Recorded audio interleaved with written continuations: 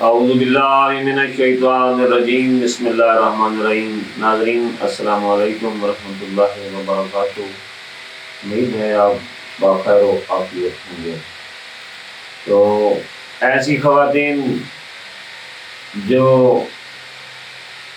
جن کو ماہواری نہیں آتی، رکی ہوئی ہے، تو ان عورتوں کے لیے یا جن کو درد ہوتا ہے مثانہ میں اور بلیڈنگ نہیں ہوتی، اس سلسلے میں ایک نسخہ ہے وہ بالکل سہل نسخہ ہے جو آپ گھر بیٹھے بٹھائے اس کو بنا سکتی ہیں یا بنا سکتے ہیں، ان عورتوں کو دے سکتے ہیں۔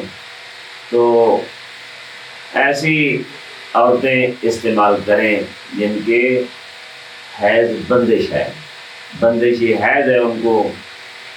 تو اس کے لیے نسخہ عرض یہ ہے کہ بینگن کا پودا جو کہ 3-4 سال پرانا ہو، کھڑا ہو، 1 سال کا، 2 سال کا، 3، جتنا پرانا ہو جائے، 4-5 سال کا پودا کھڑا ہے، اس کو بیج سمیت اکھاڑ لیں، جڑوں سمیت اکھاڑ لیں۔ اکھاڑ کر جڑیں جو ہیں ان کی کاٹ لیں، کاٹ کر ان کو سایہ میں اچھے طریقے سے خشک کر لیں۔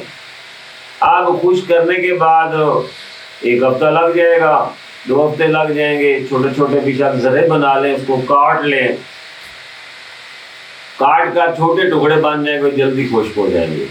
اب ان کا آپ نے وزن کر لینا ہے کہ یہ تقریباً کتنا وزن بنا ہے، ان کا صفوف وزن کر لیں، صفوف بنا لیں، وزن کر لیں، اس کے برابر، یعنی ہم وزن کونا کاند سیاہ، یعنی پرانا گوڑ جسے کہتے ہیں، وہ 3-4 سال کا وہ بھی پرانا ہونا چاہیے، اس کو اس صفوف میں شامل کر کے مخلوط کریں، رگڑیں، کھرل کریں، اور اس کے بعد اس کو اچھے طریقے سے زوردار ہاتھوں سے کوٹیں۔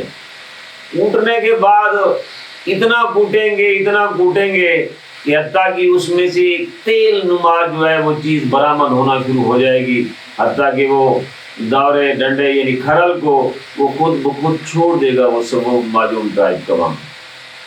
اب یہ 2 چیزیں ہی اس میں شامل ہیں، ایک بینگن کا پودا یعنی جڑیں اور دوسرا گوشت۔ اب اس میں سے تقریباً آپ اس کی گولیاں بنا کر رکھ لیں، نقودی گولیاں بنا لیں، اور اس میں ایک چیز کا اور اضافہ کر لیں تو اور کیا بات ہے، یعنی اگر 1 تولہ وزن آپ کا ہے، 1 تولہ گڑ ہے اور 1 تولہ جو ہے اس کی جڑیں ہیں بینگن کی، تو اس میں 1 ماشا کے حساب سے زعفران شامل قوام کریں اس گولیوں میں۔ آپ اس کی مزید اس کو رگڑ لیں، اس سے کو پہلے ہی شامل کر لیں، کوٹنے کے بعد اب وہ گولیوں کے قوام کے مطابق ہو جائے گا۔ اب اس کی گولیاں بنا لیں اور خشک کر لیں سائے میں۔ 1 گولی صبح کو آپ لیں اور 1 گولی شام کو لیں۔ یقیناً ادرار حیض کے لیے یہ بہترین اور سہل ترین نسخہ ہے، جس سے گھر بٹھائی جو ہے نا وہ مستورات جو باہر نہیں جا سکتی، وہ اس نسخہ کو آزمائیں، یقیناً آپ زیادہ اس کو جو ہے نا مفید پائیں گی۔ وما علینا الا البلاغ المبین۔ والسلام علیکم ورحمۃ اللہ۔